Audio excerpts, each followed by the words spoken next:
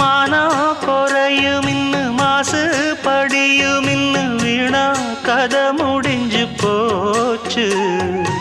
ஈசான மூலையில லேசான பள்ளி சத்தம் மாமன் பேர சொல்லி பேசுது. ஆறாத சோகந்தன்ன தீராம சேர்த்து வச்சு ஊரும் சேர்ந்து என்ன ஏசுது. மாமா மாமா உன்னத்தானே எண்ணி நானும் நாளும் தவித்தேனே. கூண்டுக்குள்ள என்ன வச்சு கூடி நின்ன ஊற விட்டு கூண்டுக்குள்ள போனதென்ன கோலக்கிளியே.